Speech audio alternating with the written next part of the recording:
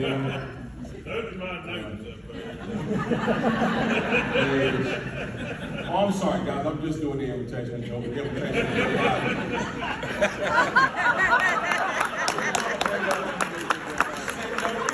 what they do, they set notes in front and they say, read this. Don't say anything else. Read this. Has someone wound him up? Read this. Okay, guys, let's get serious. Let me get serious. The very first thing we're going to do is we're going to thank our Lord and Savior Jesus Christ. We're going to thank him for everything he's done for us. We're going to thank him for everything he's done for this nation. We're going to thank him for everything he's going to continue to do for this nation, because there are a regiment of people in this nation who still believe in him, who still follow him, still pray to him, still honor him, and seek his wisdom. And because of that, he's still going to keep his hand on this nation. So I want to thank him for that. Can everybody hear it? Everybody can hear it. All right, so let's get right into this. You know, he was just talking a minute ago about where I came from. I want you to think about this for just a second, because I still have a hard time wrapping my mind around this. 3.5 years ago, guys, I was working in a factory. Let that sink in. I was working in a factory 3.5 years ago. And to hear the boo birds are the people that say, oh, America's not a great country. America's not the land of opportunity anymore. Oh, America's racist. Blah, blah, blah. Hear them tell it I had all the strikes against me.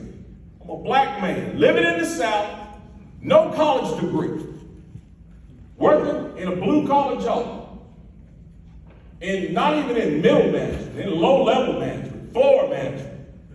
I got all the strikes against me. 3.5 years later, I'm the lieutenant governor. Hallelujah.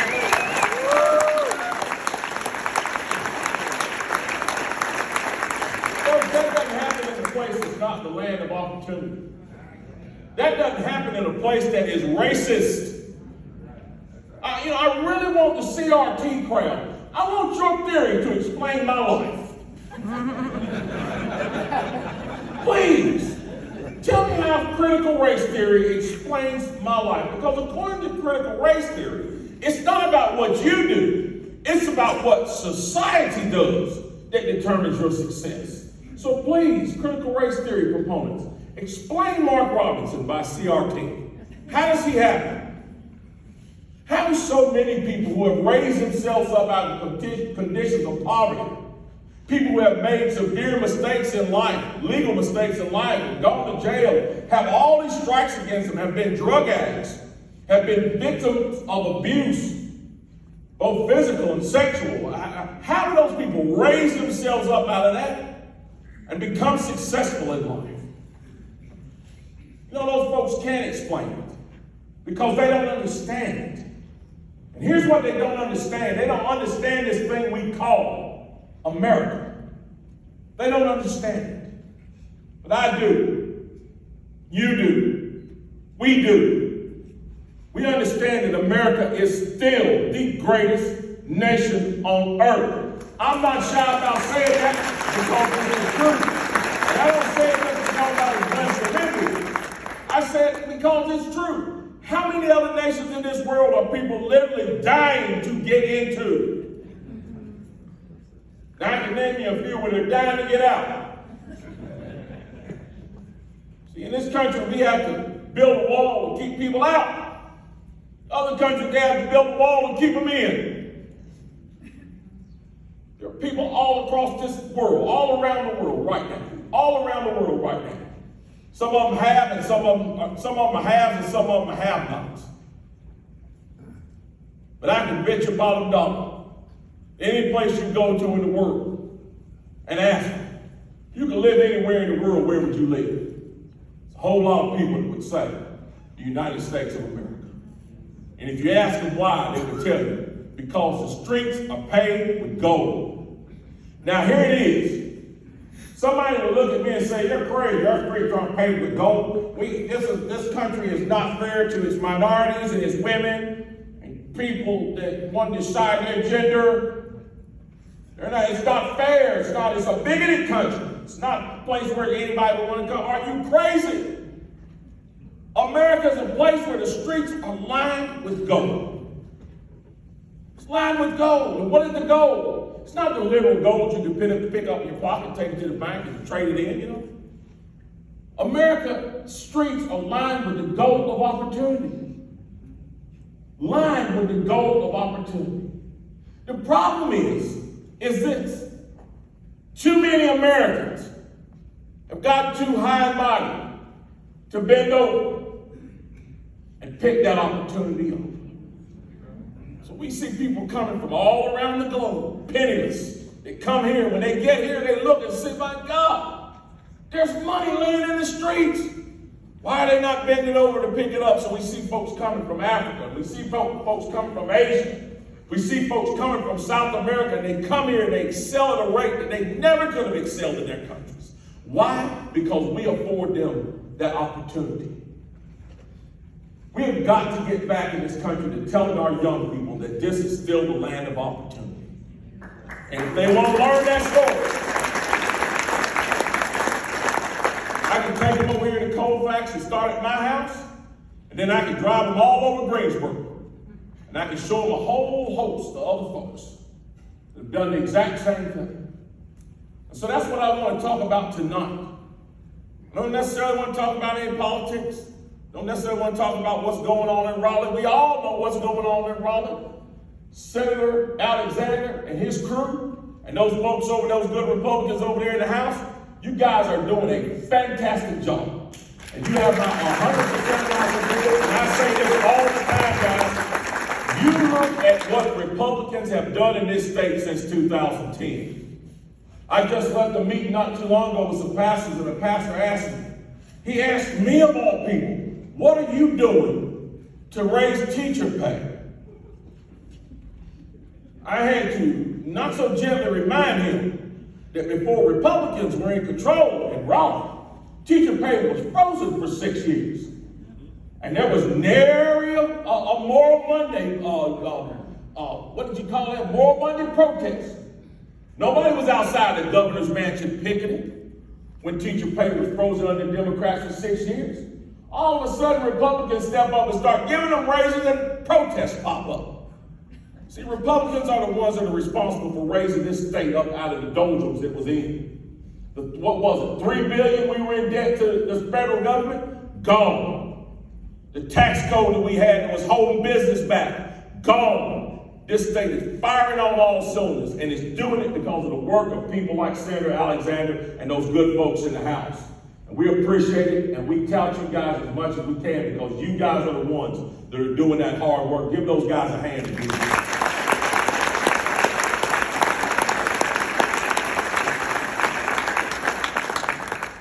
We got to start telling our kids that this is the greatest country in the world again. We got to stop being ashamed to say it. You know, I had the opportunity one time, on funny papers. The funny papers, by the way, is what I call social media.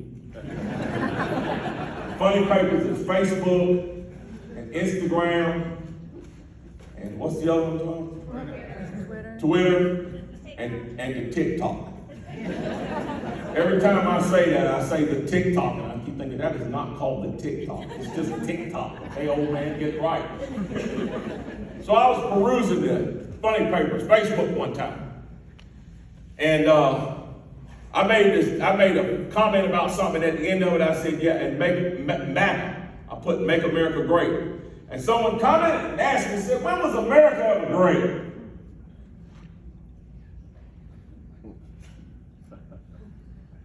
I had to sit down and look at that for a few minutes and wonder, who in the world would type that? And I looked, and the person who typed it was an individual who, I'm trying to see how I can say this delicately. The individual is not very, I know them personally, they're not very smart. Didn't take advantage of that free education. And on top of that, this person gets public assistance. Now, I could have been very, very ugly towards her and said, America was great the last time you got a welfare check.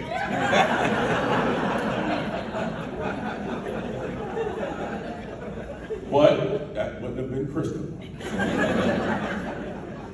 I replied back to her, I said, America was great, all those tough times that we faced.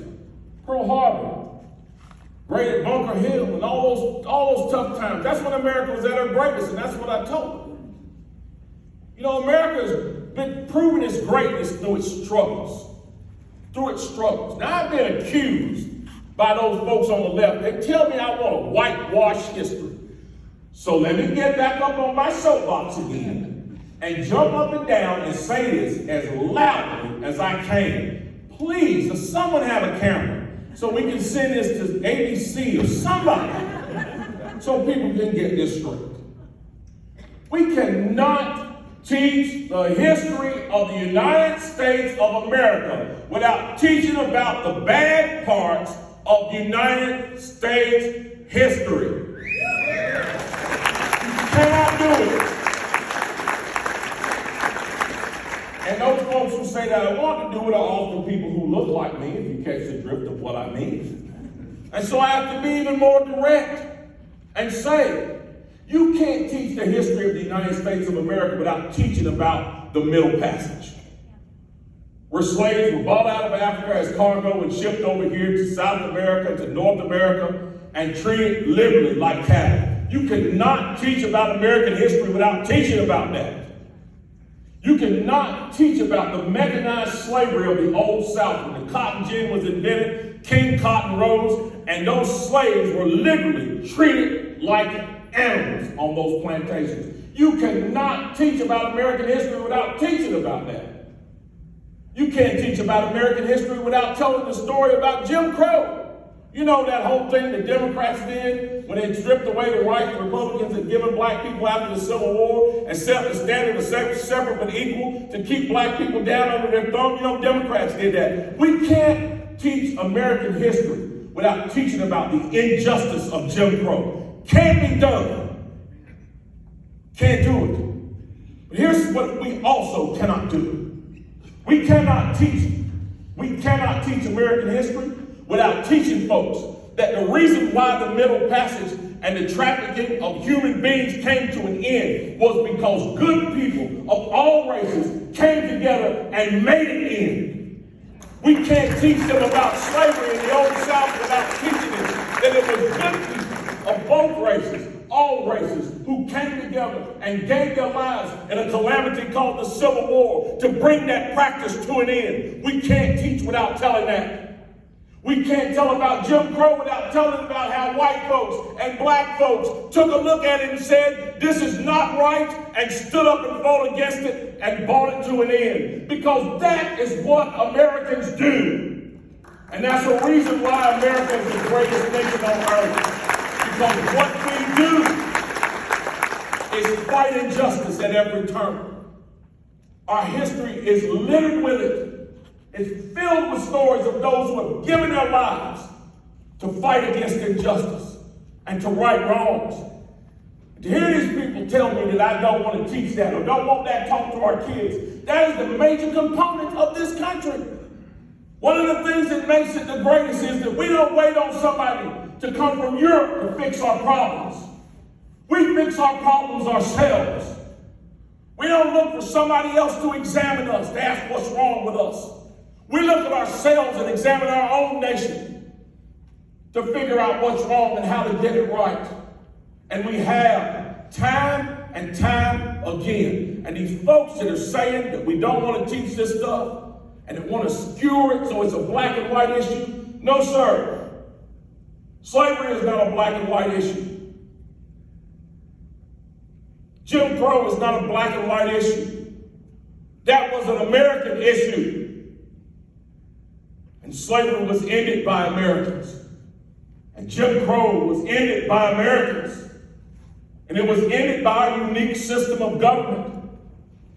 When slavery was called into question, at its highest point when it was called into question, those folks who questioned it, they leaned on our Declaration of Independence, which states clearly that all men are created equal and are endowed by their Creator with certain inalienable rights. And it was time to bury it for all time in our law. We didn't go out and write a new constitution. We leaned on the same old constitution we had and just added to it. And the same thing with Jim Crow. When it was time to smash Jim Crow, we didn't have to start a war. We didn't have to rewrite the Constitution. We didn't have to call in the UN or ask for help from Europe. We simply went to our court of laws. And good people, all stripes, Americans, together, came together to end that practice. Now, why do I say all these things? I say it because of this. Far too many people in this nation now are afraid to stand up and say they're patriotic Americans. They're afraid to put American flags on their homes. They're afraid to put American flags on their cars. They're afraid to wear American flags on their shirts because they're afraid they might offend someone. If my American flag on my home, or my car, or my shirt offends you, take me home with you, I'll help you pack.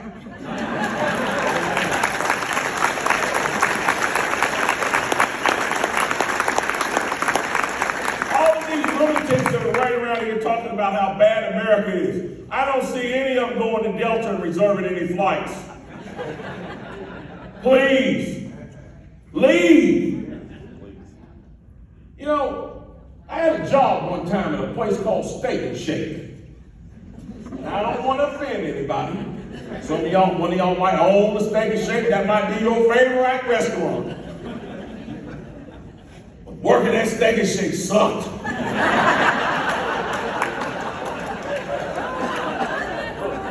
Steak and Shake was so greasy, I got heartburn and they didn't eat anything. I didn't stay at Steak and Shake and walk around and go, I hate this place, it's greasy, it's giving me heartburn.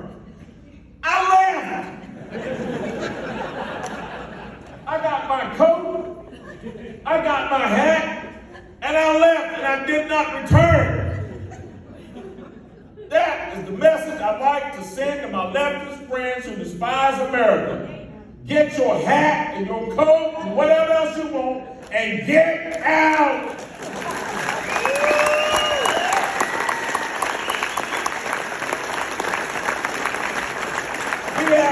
That'll make room for some of these Cubans down here that want freedom to come on up here and take your place.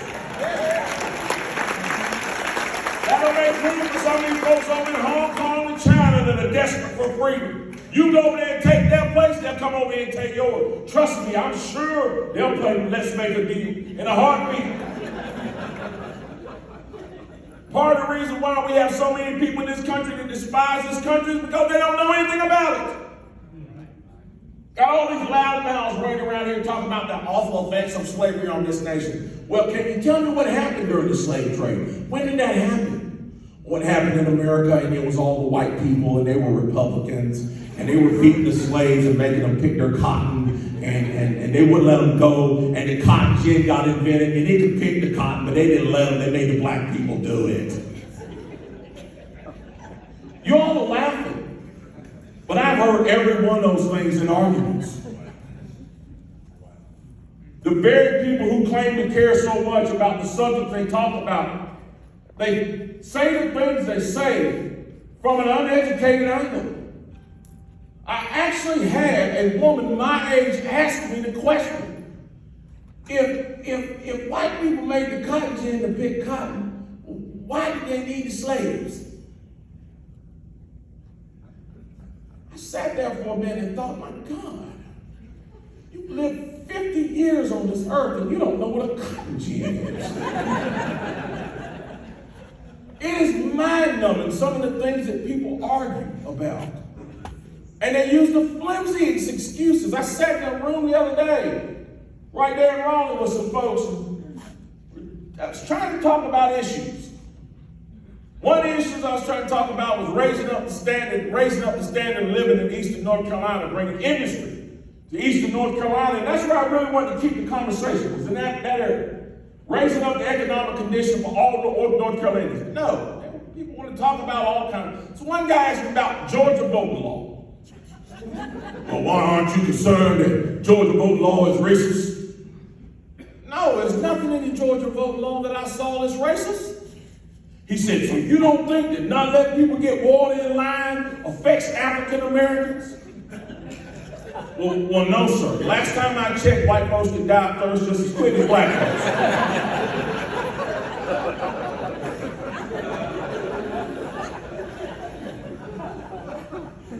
The lunacy that we see out of the left right now, folks, is mind-numbing.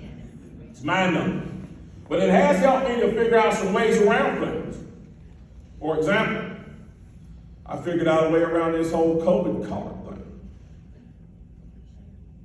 Yeah. Go ahead, demand to see my COVID ID. Sorry, I don't have one of those. Why not? Well, as you can clearly see, I'm black. And I couldn't get an ID to get a vaccine shot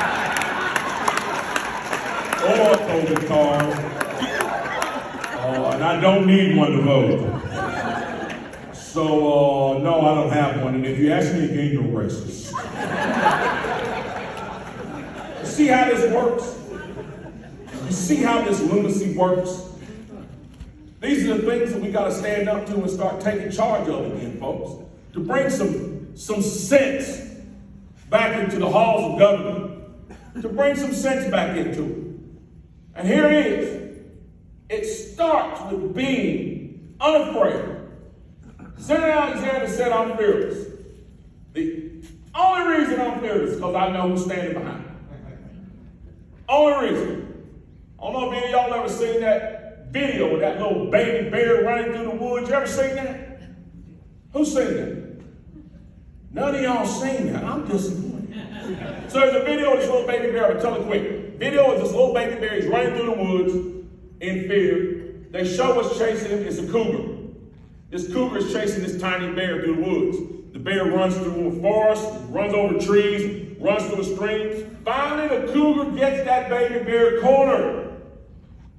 Cub can't go anywhere else. So he's like, oh well, I'm like Custer. I'm gonna have to make my final stand.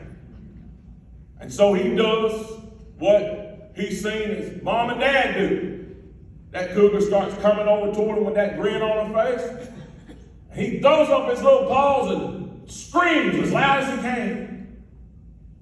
And the cougar looks and kind of grins. But then the cougar's eyes get as big as saucers. And the camera pans back to give the full view. And we see why that cougar's view has changed, because now, standing behind that cub is his mother. Standing 10 feet tall with hands like catcher's mitts and growling enough to shake the mountains. You see, in that video, I saw something there. I saw me as that cub. I saw God Almighty behind me as that mama bear, that daddy bear. So we don't have to be afraid. That's what it's going to take for us to turn things around and not be afraid. To say some things that CNN will not like, that will make liberals their hair stand on end, that will make your campaign manager cringe in his seat. One of those things. Here's one of them right here. When I first started running for office, I was advised not to say that abortion is murder. What else am I supposed to call it? Abortion is murder. You are killing a human being. In a nation where you'll go to jail for killing a manatee or a bald eagle, you can go down to the corner clinic and kill a human being and discard it like trash. What does that say about this nation? Abortion is murder, and it's got to be purged from our shores. Same way we purged slavery. And I'm not ashamed to say it. Something else we got to say. The Second Amendment of the Constitution was not written for a hunting trip. It was not written for duck hunting or deer hunting. You know, all these politicians say, I ain't support this Second Amendment. I'm a hunter myself. You don't have a clue what it was written for. It was written for you. So that if you get out of line, somebody can put something on your behind that you need. There's not a nation on earth that has not had to fight to secure its freedom. And our founding fathers knew that. And they intended to see that the people of the United States of America had a way to protect their freedom from anyone who threatens, foreign or domestic. It's the reason why I said it.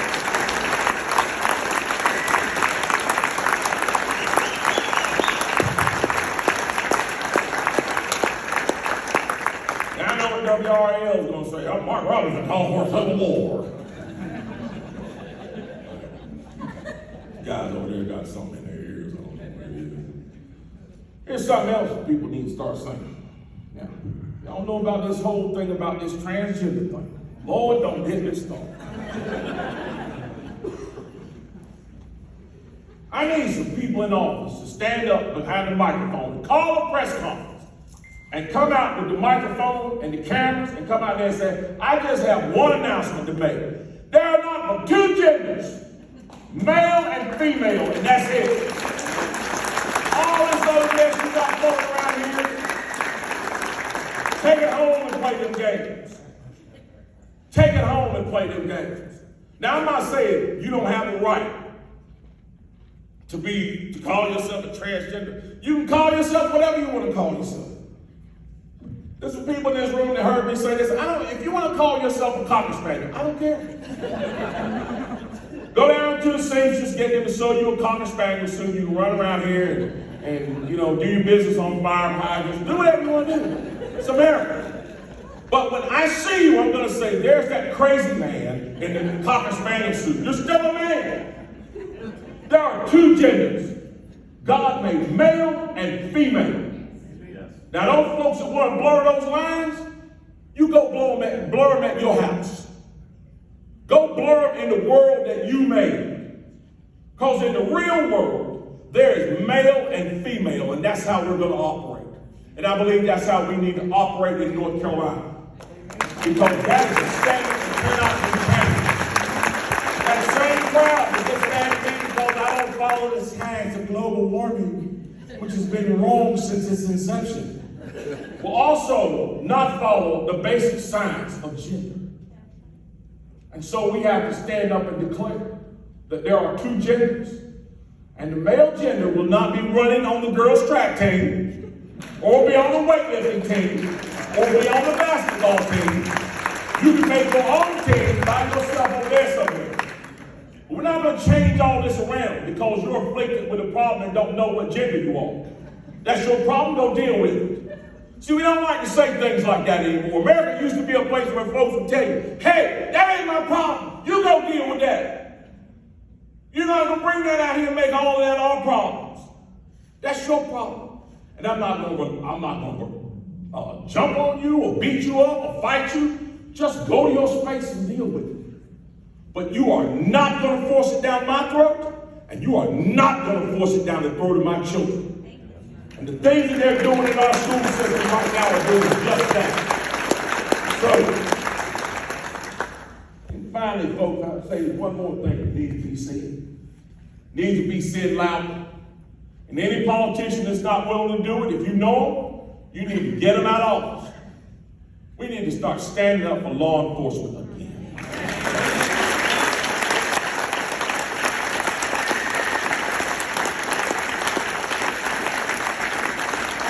Look at what happened in Chicago not too long ago. 2 police officers shot during a traffic stop, 1 killed. I was so proud of those police officers. When that anti-cop Mayor Lori Lightfoot showed up at the hospital, the father of one of those officers read her the riot act, and the rest of those officers turned their backs on her. You know why they turned their backs on her? Because she has turned her back on them. And she is literally costing them their lives. You know, when this whole thing with Michael Brown happened, the hands up, don't scare. Lord have mercy, people don't stop looking at television. Lord. If my mama was alive, she would say the same thing. When that happened, conservatives were screaming from the rafters saying we cannot go down this road of demonizing the police. The criminals are watching, and they are going to be emboldened.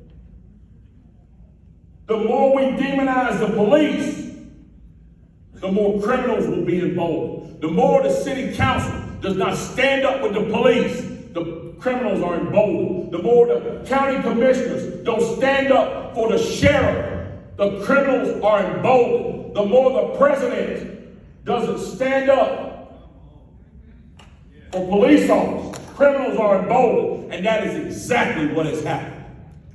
And now we're in a state right now where we have young people on the street who have absolutely no respect for police officers. We'll kill them with impunity. Now, if they will kill a man or a woman with a badge and a gun, what do you think they'll do to grandma?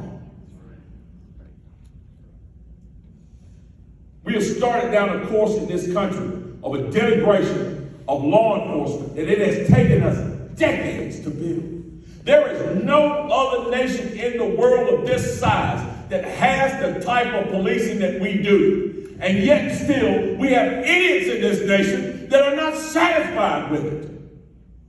They're not satisfied with it. And then we have elected officials who have become cowardly and refuse to stand up for law enforcement. Again, any elected official that does not stand up for law enforcement is not worth the 10 cents of dirt underneath their shoes, and they need to be removed from office because we have got to get back to the law enforcement. Law and order is one of the things that made this nation great. One of the reasons why it's one of the greatest place on earth to live. So, I say all that to say this. This is the greatest nation on earth. We want to keep it the greatest nation on earth. How do we do that? We do it by electing people who are willing to say those things and do what I call put some skin in the game. See, it's easy to believe those things. It's easy to believe that abortion is murder and that the Second Amendment was written to keep this nation safe from enemies, foreign and domestic, and not hunted.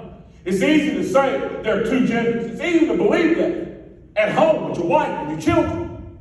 It's easy to believe that when you're in a caucus room with a bunch of other conservative Republicans. But you gotta believe it when you're standing in front of CNN and ABC and CBS.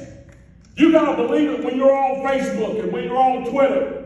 You gotta be willing to put some skin in the game and stand up for what you believe in. We want to keep America great.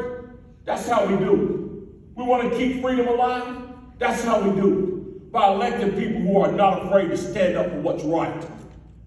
Think about where this nation would be if we didn't have patriots who were willing to stand up for what's right. Think about where we'd be.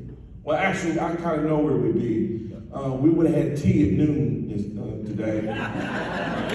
And we would all be calling each other late. So we've got to start standing up, folks. Put people in office. We're going to put that skin in the game. Who are unafraid to stand up and boldly proclaim that America is the greatest nation on earth, and that we love her, and we love God, and we love our families, and start pushing the ideas again that made this nation great. When I think about where we come from and what we've been through, and I think about all those people who have given their lives for this cause, it humbles me. It humbles me, and it actually brings tears to my eyes often. Because here it is. You know, a lot of us right now, we're afraid because, if we say the wrong thing, do the wrong thing, make the wrong stand, we might lose some friends. We might lose some family members might not like us, or we might even lose our jobs.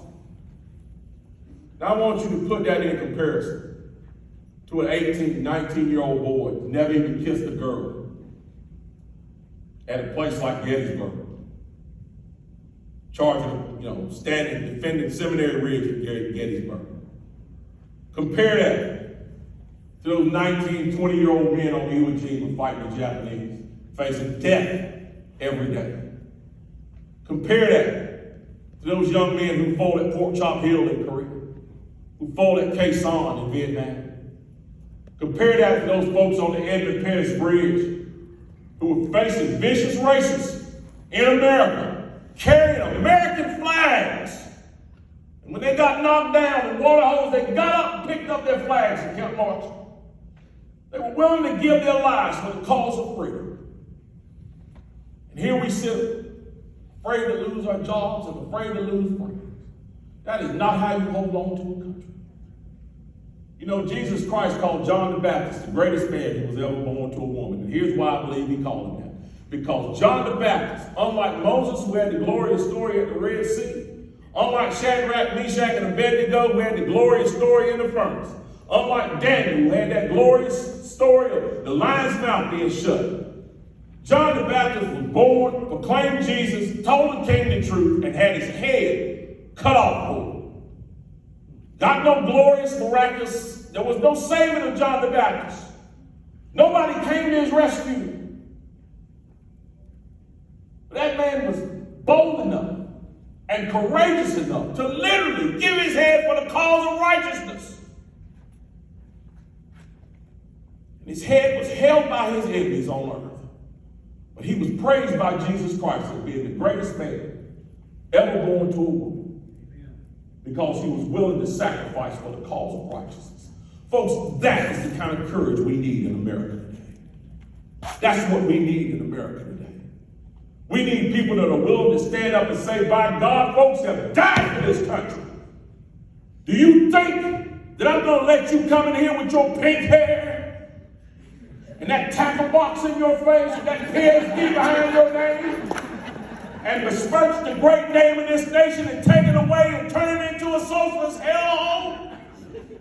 Over my dead body will you do it? Folks have died for this thing called freedom that I have. And I will not let it go softly into the night. You know, Winston Churchill said one time about England, he said, if our Long Island love affairs to come to an end, let it come only at the cost of us laying on the beach, choking on our own blood as our enemies run past us. In other words, if you want this place, you're going to have to kill me for it. That's how serious it is. Because somebody died to give it to me. And I'm not going to let it out of my hands easy. That's the kind of courage we need in our leaders today.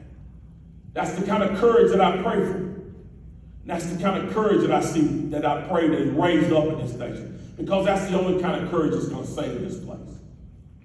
Folks, we got what they used to say back in Vietnam. They used to say we got zips in the wire. That means we got enemy in the camp. Well, the enemy has moved past the wire, folks. The enemy is in the command post right now. And to root them out is going to take some hard fighting and some hard struggle. Let's get to it. Let's realize that we live in the greatest nation on earth. And let's realize that it's worth the greatest struggle on earth to keep the greatest nation on earth alive. And it all comes down to us. And so I say this to you tonight. Let's all commit to do what we need to do to hold on to freedom. Let's thank God for this nation and commit to Him that we will do His will to hold on to what He has given us. God bless you all. God bless this county. And God bless the great state of North Carolina. Thank you.